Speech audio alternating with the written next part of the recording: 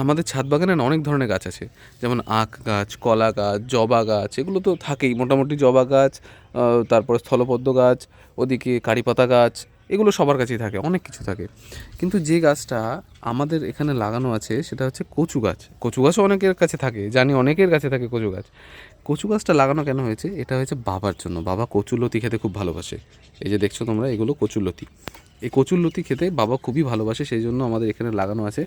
বাজারে কিনতে পাওয়া যায়, খুব অনায়াসেই কিনতে পাওয়া যায়, কিন্তু কোথা থেকে কে কিনে আনছে না আনছে। আর সত্যি বলতে নিজের বাড়িতে নিজে করে খাওয়ার না একটা আলাদা মজা আছে। সেই জন্য এই এই যে কচুরলতি তোমরা দেখছো, এইগুলো বাবা মাঝে মধ্যে এখান থেকে তুলে নিয়ে যায়, মা রান্না করে দেয়, খুব সুন্দরভাবে বাবা খায়। তো এটাই তোমাদের আজকে দেখানোর ছিল, যে কী সুন্দরভাবে দেখো টবের মধ্যেও কচুর লতি কিন্তু আমরা করতে পারি। শুধু একটা না, এখানে একটা করা হয়েছে, এখানে আবার দুধমান কচুর গাছ লাগানো হয়েছে, এখানেও একটা দুধমান কচুর গাছ আছে।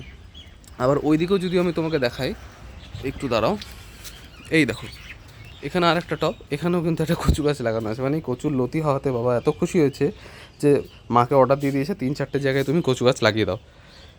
তো এটাই তোমাদেরকে বলার ছিল, যে তোমরা যদি চাও নিজের ইচ্ছা মতো যেটা তোমাদের পছন্দ, যেই গাছ তোমাদের পছন্দ সেই গাছ করো।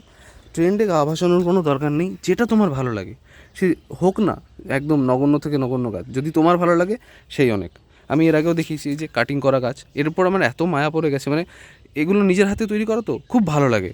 মানে সে যত দামি কোনো গাছ কিনে আনা হোক না কেন, তার থেকে দেখবে যে গাছ তোমার পছন্দ, নিজের পছন্দ, নিজে কিছু করে কোনো জায়গা থেকে হয়তো রেস্কিউ, আমার একটা রেস্কিউ করা গাছও আছে, আমি বলি ওটাকে রেস্কিউ করা গাছ, ওটার গল্প পরে কখনো শোনাবো। তো এগুলো না খুব খুব ভালো লাগে, তুমি কখনো করে দেখো, নিজের যেটা নিজের মন থেকে নিজের জন্য করবে সেটার উপর মায়া সব থেকে বেশি পড়বে। তো এটাই তোমাদের দেখানোর ছিল, যে কচুরলতি গাছও কিন্তু আমরা ছাদে করতে পারি।